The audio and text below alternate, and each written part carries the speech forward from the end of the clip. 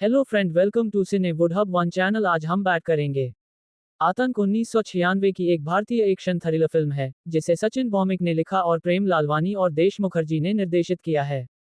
Film में धर्मेंद्र, हेमा मालिनी, विनोद मेहरा, रवि किशन मुख्य भूमिकाओं में हैं।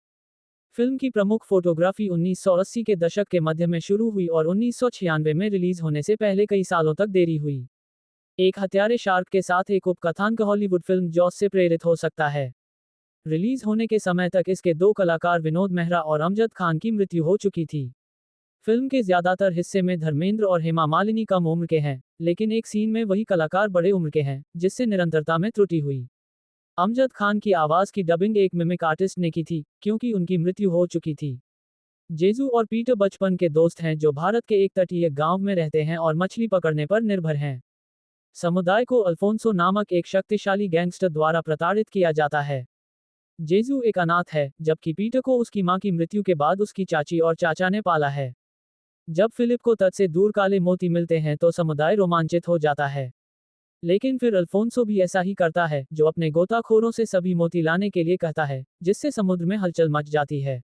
पीटर की मुलाकात सूजी डी सिल्वा से होती है और वे एक दूसरे से प्यार करने लगते हैं और शादी कर लेते हैं। समुद्र तट पर शांत तैराकी का आनंद लेते हुए सूजी गायब हो जाती है। खोज की जाती है और कई मानव शरीर के अंग बरामद होते हैं।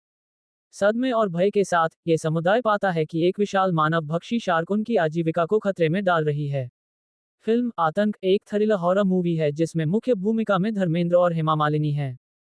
ये फिल्म 1970 के दशक में शुरू हुई थी, लेकिन कई कारणों से इसकी शूटिंग बहुत लंबे समय तक रुकी रही और आखिरकार 1991 में रिलीज हुई।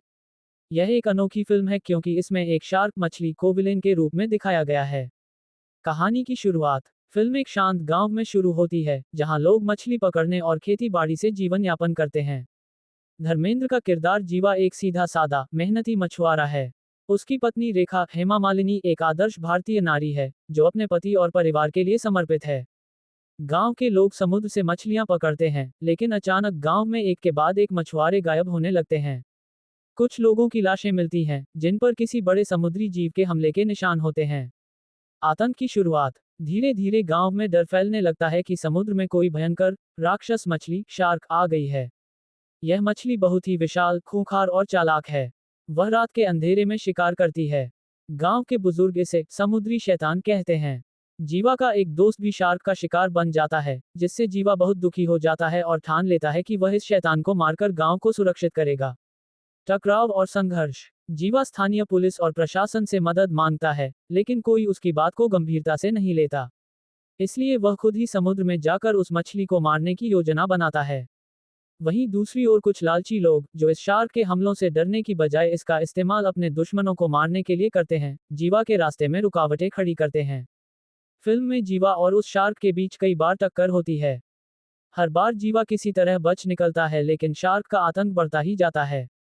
क्लाइमैक्स। अंत में जीवा एक जाल और बारूद से एक योजना बनाता है। वह समुद्र में जाकर शार्क को ललकारता है और एक जबरदस्त एक्शन सीन के बाद शार्क को मारने में सफल होता है।